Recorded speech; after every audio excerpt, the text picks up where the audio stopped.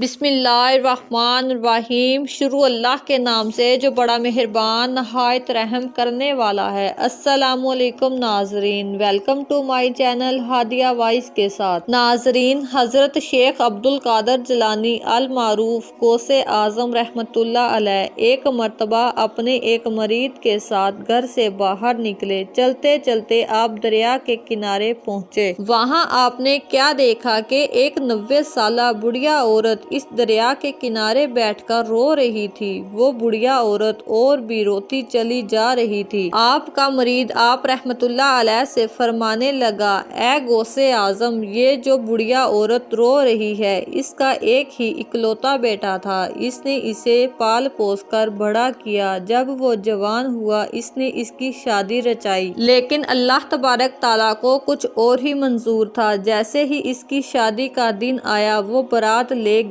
दुल्हन को लेकर जब वापस आ रहे थे वो सब एक कश्ती पर सवार हुए और इस कश्ती में दुल्हा दुल्हन भी थे। जब कश्ती दरिया के दरमियान आई तो कश्ती पानी में डूब गई। इस कश्ती को डूबे हुए 12 साल हो चुके हैं, लेकिन ये बुढ़िया औरत इस गम को बुला नहीं सकी, क्योंकि ये एक माँ है। इसका दिल माँ वाला है। ये आज भी इस दरिया के पास आती है और रोती रहती है, अपने बेटे को याद करती रहती है। गौसे आजम रहमतुल्लाह अलैह को इस बुढ़िया औरत पर बेहद तरस आया। आप रहमतुल्लाह अलैह का दिल गमज़दा हो गया, आपसे बर्दाश्त ना हुआ। आप रहमतुल्लाह अलैह ने अपने दोनों हाथ अल्लाह ताला की बारगाह में उठाए और अपने रब्बुल इज्जत से दुआ करते रहे, लेकिन ना कोई कश्ती, ना इस कश्ती की सवारी और ना ही इस कश्ती के सवार लोगों का सामान और ना ही कोई डूबा हुआ शख्स नमूदार हुआ। आप रहमतुल्लाह अलैह का दिल बेचैन हुआ। आप रहमतुल्लाह अलैह ने अल्लाह ताला से पूछा, ए रब्बुल इज्जत, इस कदर तखीर की क्या वजह है? तो गैब से आवाज आई, ए मेरे बंदे, ये तखीर खिलाफे तकदीर नहीं है। हम चाहते तो एक हरफे खुन से तमाम जमीने आसमान को पैदा कर देते, लेकिन हिकमत के तहत 6 दिन में पैदा किया। बारात को डूबे हुए 12 साल हो चुके हैं। अब ना वो कश्ती बाकी रही है ना वो सवारियां, लेकिन हमने तेरी दुआ को कबूल फरमाया है, इसलिए हमने इन डूबे हुए इंसानों का ज़रा ज़रा इकट्ठा कर लिया है और इन्हें जिंदगी के मरहले में दोबारा दाखिल कर दिया है। सुबहान अल्लाह। अब इसकी आमद का वक्त